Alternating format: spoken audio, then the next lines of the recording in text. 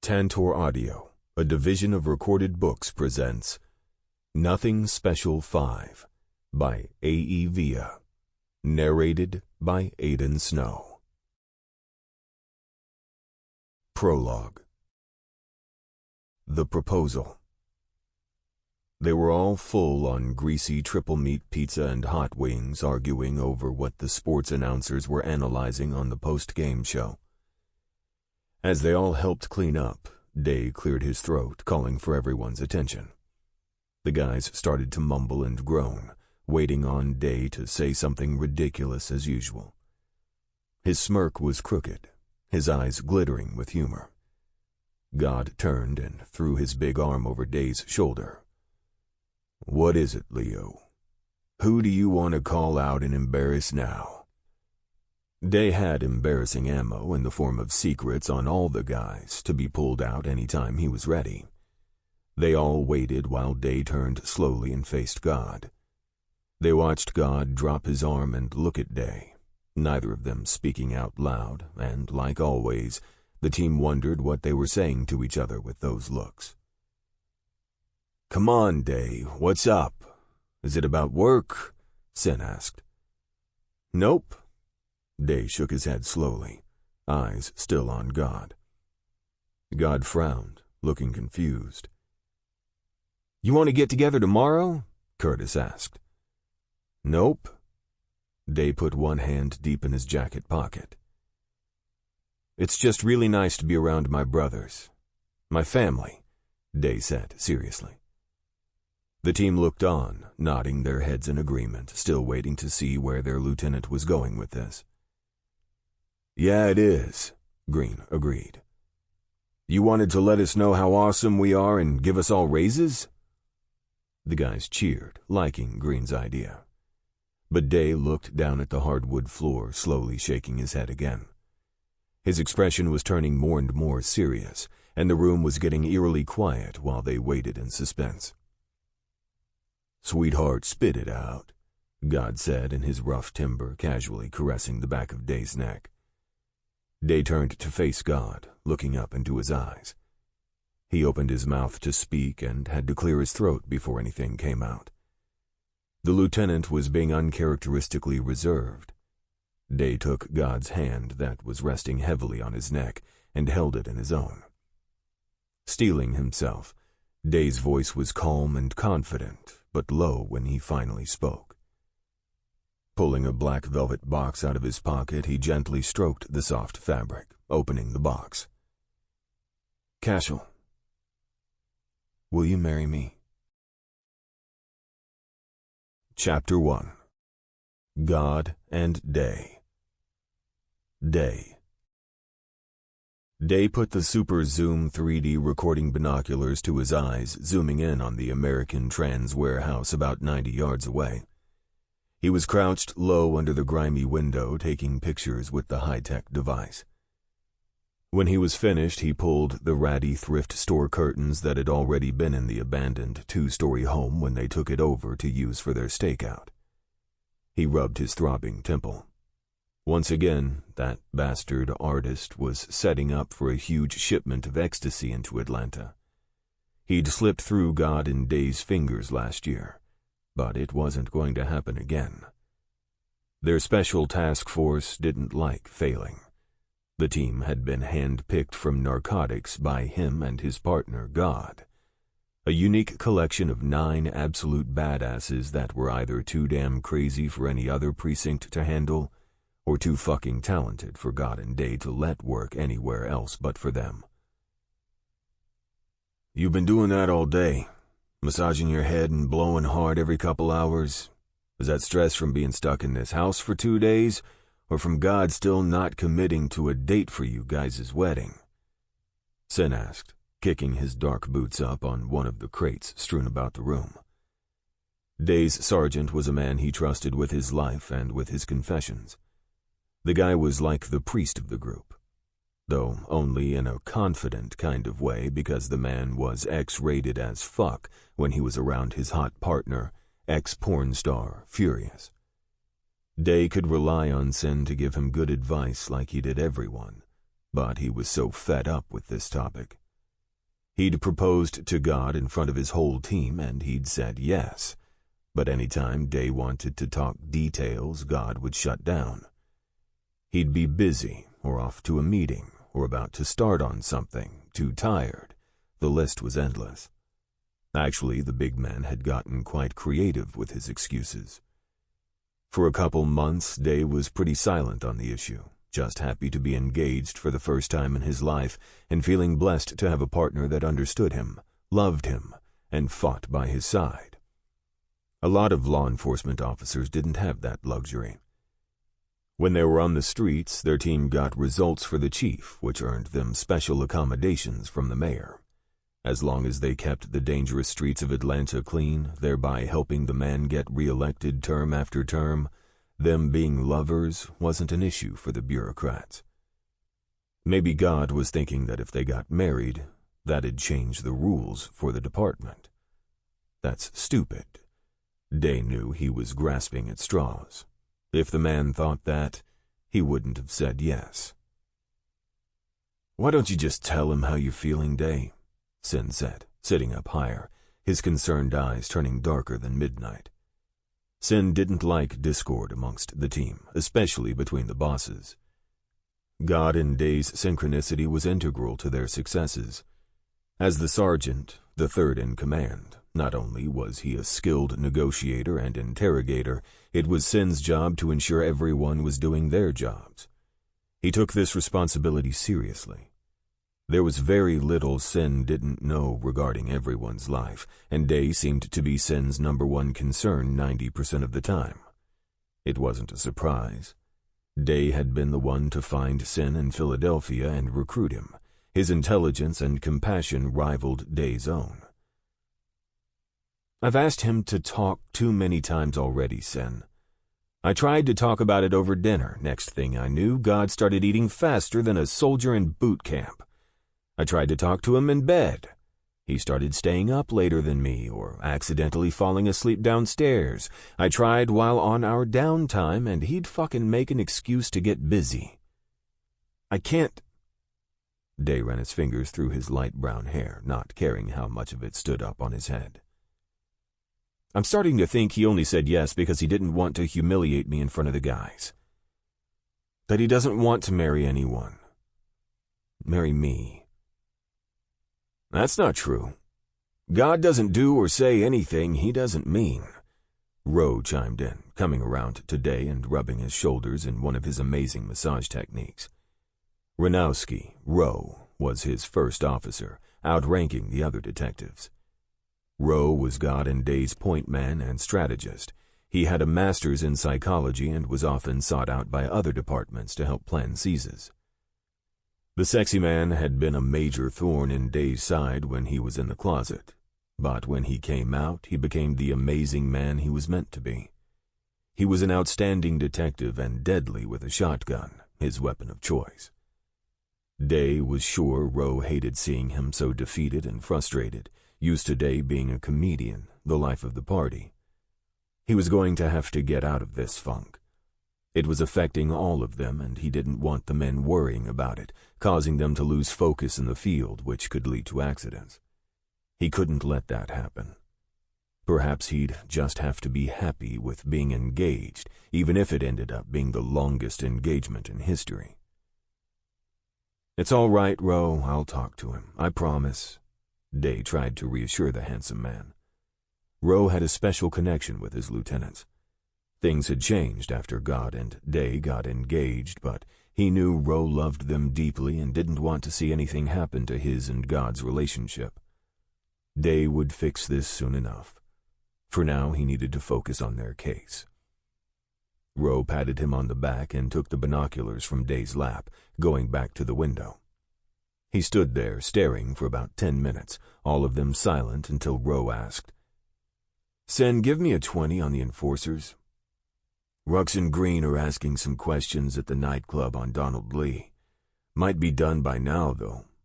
God told them to stick close by in case we needed them. They're probably 5 minutes away. Why?"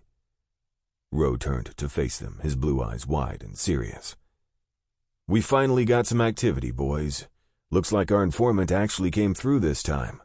We got 6 black Escalades circling around the property. Day and Sen were both on their feet, inching open the curtain on the other side of the window. That's an awful lot of vehicles.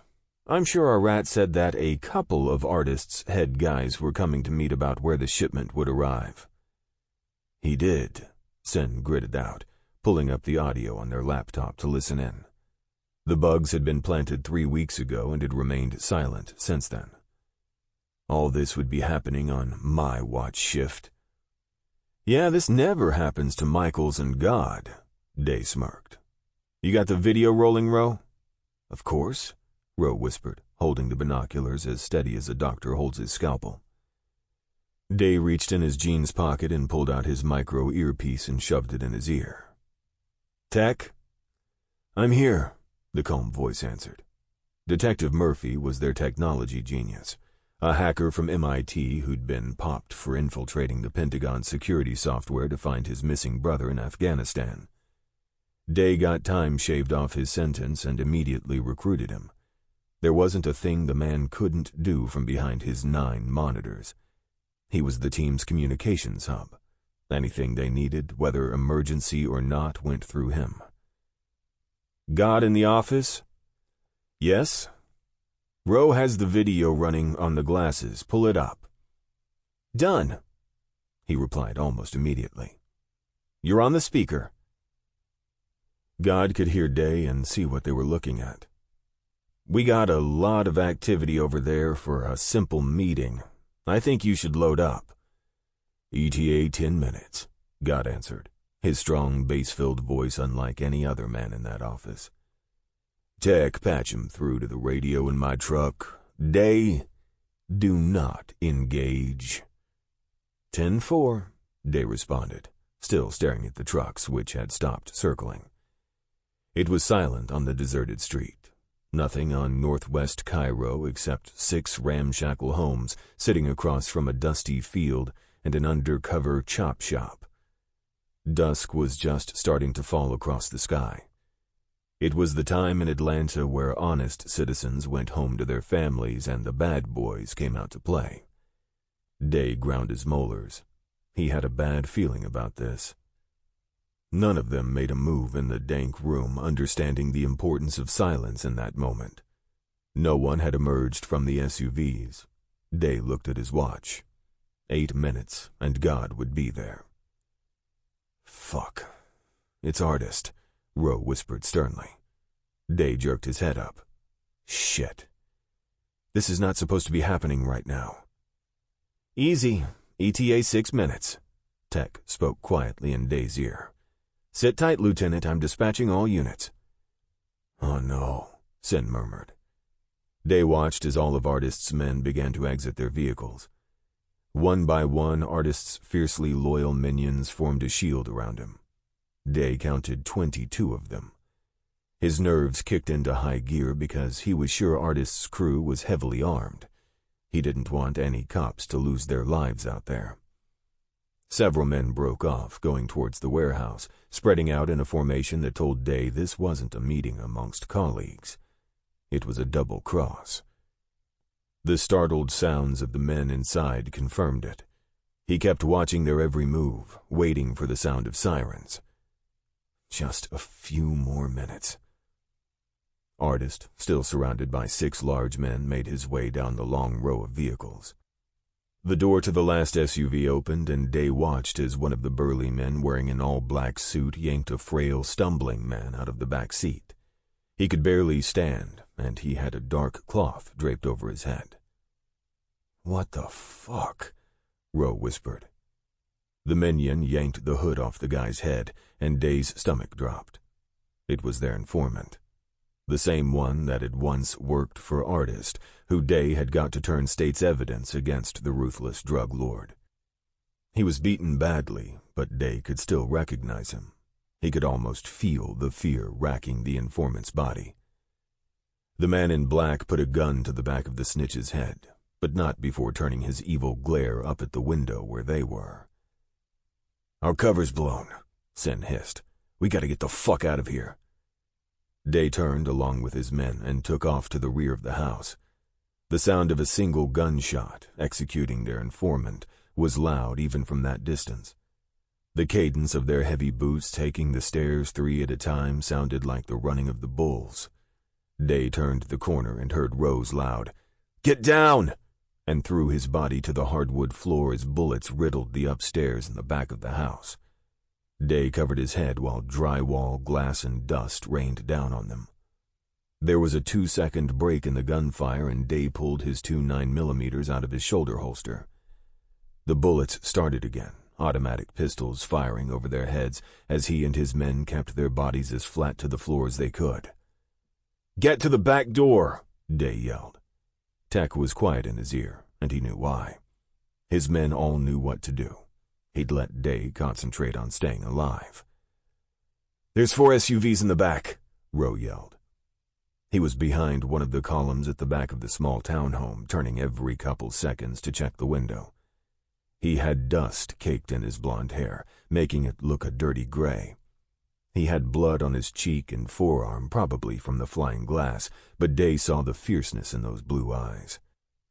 Rowe was far from scared. He was ready to give these bastards a gunfight. Day belly crawled with Sen to the front window, ducking every time a few bullets tore through the home. This place wasn't sturdy enough for this. The whole damn structure was going to come down on their heads soon. The men were probably buying Artist enough time to shake down whoever he was meeting in that chop shop and get out of there. "Start shooting," Day ordered. They had to hold them off for as long as they could. Their only advantage was the men didn't know how many cops were in this house. They had to make it seem like there were more of them. Because if Artist's lackeys knew there were only 3, they would have already descended on them. It was a tiny advantage that wouldn't hold out long. Artist was smart. He'd figure it out. If he thought for a second that God or Day was actually inside, the man would stop at nothing to kill him or his men. His entire team had been one step behind the drug lord for years, and taking them out would make his shady transactions so much easier.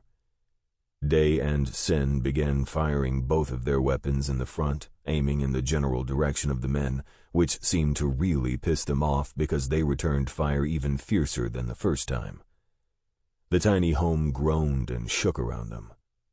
Day dove out of the way when one of the walls that made up the tiny coat closet fell down in a heap of mess around him. The shots were getting louder, closer. "I'm getting low," Sen yelled, still firing the best he could. "Tech," Day yelled. "Unleash the enforcers. God, we're in hell." It was their distress code.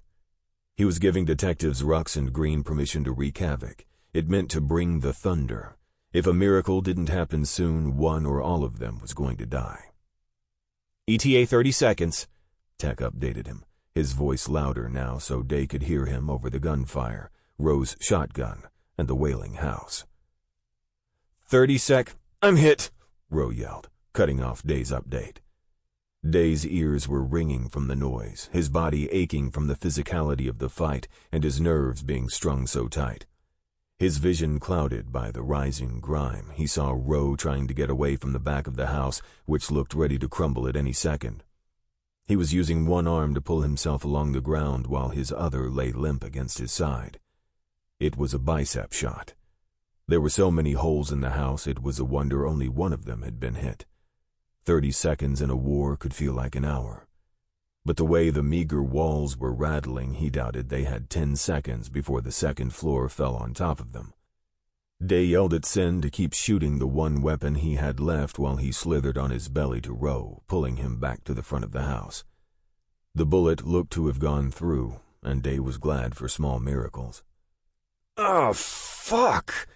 Rowe yelled and cursed from where he lay between Day's legs while he shielded the injured man from the disintegrating plaster and thick chunks of flying wood. "Where the hell are they?" Day craned his neck to look out the hole where the window once was. As soon as the words left Rowe's mouth, the sound of a powerful engine was heard, and Day's eyes widened when a huge garbage truck took the corner at a breakneck pace, barreling down the field at what looked like its maximum speed. Sen kept his head low while he watched. Jesus. "What is?" "Your enforcers are on the scene, Lieutenant," Tech said in his ear. Day heard the gunfire lessen, replaced by the sounds of hollering men as they tried to get out of the way or get run over. "You gotta see this," Day voiced sternly in Rose's ear, clutching him hard and helping him turn to look out the window. Sirens could be heard in the distance, and he knew the rest of his team was coming, but Day could see Detective Green's angry face behind the wheel of that beast. They all braced for the deafening sound as the massive truck barreled into the last SUV, its momentum taking out all six. The SUVs were thrown aside like toys by the powerful truck. As soon as it had cleared the row of vehicles, the men started scrambling to find shelter, and that's when Day saw Rux sit up in the tailgate, both arms raised, firing two 19mm submachine guns into the night, hitting whomever he saw moving. Green brought the truck to a hard stop and climbed out the door, leaping up onto the roof in a single movement. He walked down the length, firing his assault rifle, aiming high while Rux aimed low. Brass bullet casings flew around them like fireflies, some hitting their black leather jackets. Bodies were already littering the ground, but Day knew they wouldn't stop until there wasn't a man left breathing. He'd unleashed them. The words Rux and Green lived for. "Crazy motherfuckers," Sin yelled over the firing. Day hadn't been that scared in a long time. He watched Rux cease fire, jump down from the back of the truck, and quickly turn his head up to say something to his partner. Green nodded, and in a few swift, expert motions dropped his magazine and popped another in. He fit the long butt of his rifle tight in his shoulder, his sharp eyes looking down the sight, and began firing again. Rux took off across the short field towards them while his partner stood on top of that truck like Scarface and provided cover fire.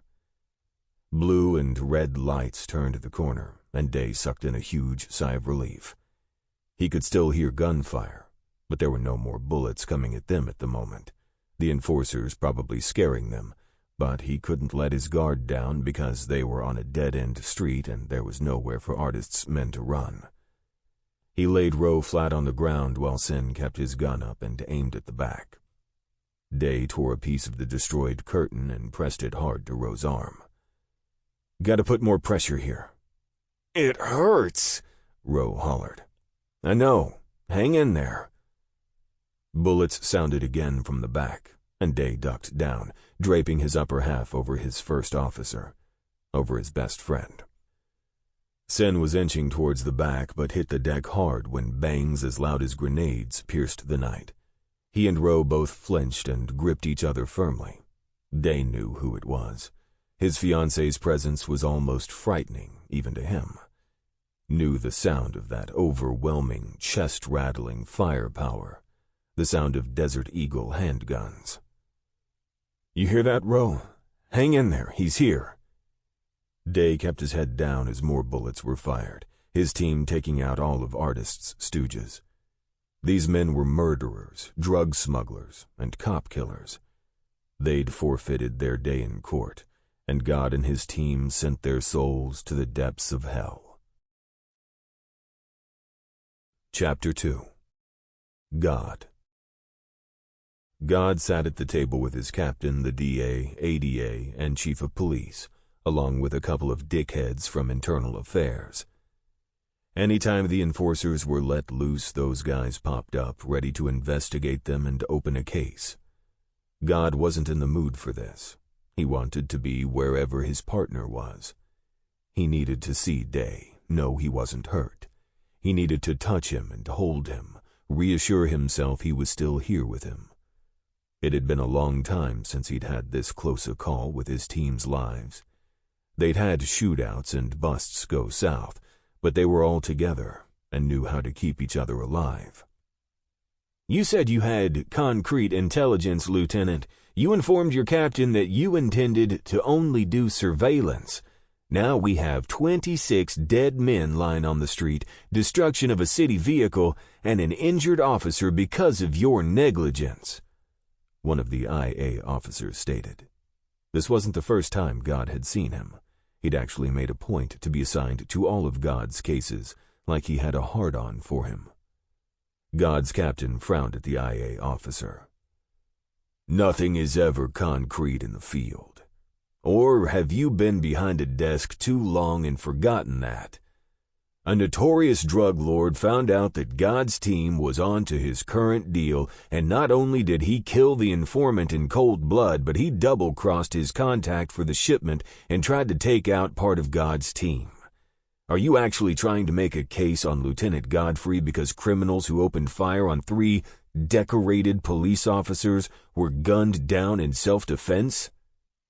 Of course he's not, the mayor said, coming through the door with 2 of the city's councilmen on his heels. It was 2 in the morning, and the man still looked sharp as a tack, as if it were noon on a Wednesday. His ebony skin was smooth, not a lick of stubble anywhere on his stern jaw like he'd actually shaved in the middle of the night. The dark suit he wore was crisp, and his blue and white striped tie was pushed snug against his Adam's apple. God knew the men with him were on the council, but he hadn't had much contact with them. He hated politics, but sometimes it butted head with his own position. Like now. Everyone stood when they came in, including God. The kind man ignored everyone else in the room and came straight up to God, holding his hand out. God extended his and gripped the older man's firmly. This was a mayor that truly loved Atlanta as much as God's team did. The mayor grew up in the inner city, in the middle of gang territory, struggling to survive every day. From the time he was in high school, he'd only wanted to get in a position to help this city.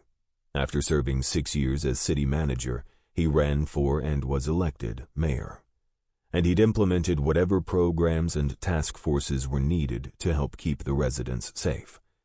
That's why he sincerely appreciated God and his detectives risking their lives every day for his city. How are you holding up, Lieutenant? God's back was straight, showing no outward appearance of being stressed the fuck out. His partner, his fiancée, was almost killed tonight, and he'd come too damn close to being a second too late. Never again. But he couldn't let it appear that his and Day's relationship affected him doing his job and running his team. It's been a tough night, sir. I got a man in the hospital I'd like to check on. My son said there's no permanent damage to Roe's arm. They're just keeping him overnight for observation. He should be released early tomorrow, the chief commented. Roe and the chief's son, Johnson, were living together now. When Roe finally came out, Johnson didn't hesitate to scoop the handsome man up for himself. That's real good news. Can't have my star players going down. You all were outmanned and outgunned, yet still only 1 officer was injured. I appreciate the job you men did today. The mayor flashed a camera-worthy smile, clamping God on the shoulder before claiming the seat next to him. Everyone sat back down as the mayor continued. The deputy mayor is getting the statement ready for a press conference first thing in the morning. Well, in a few hours. This is huge, I'm sure you all realize. The chief spoke up again. Of course, sir. I've been informed that artist is dead. We injured 2 of his top men, both are in critical condition. If they recover, we may get some more names of who's doing the smuggling on the waters and some of the dock workers. The mayor looked sternly at the IA officers. Death is never to be celebrated, but I'm going to contend to the press that Godfrey's task force reacted professionally and within their scope. And make no mistake, the APD is still adamant about clearing out the drugs from this city. Thank you, sir, God replied. I think your men can take a little time and regroup, God. We have the trial coming up on that huge bust 6 months ago, and I need you prepared to testify, Lieutenant, the DA chimed in. The man was always on God and Day's side, too. He often came to their cookouts and football nights. God wasn't surprised his friend recognized he was strung tighter than a piano wire. They'd been going non-stop for months. Agreed, Counselor, the chief added. Godfrey Go on and check on your team. Your Sample complete. Ready to continue?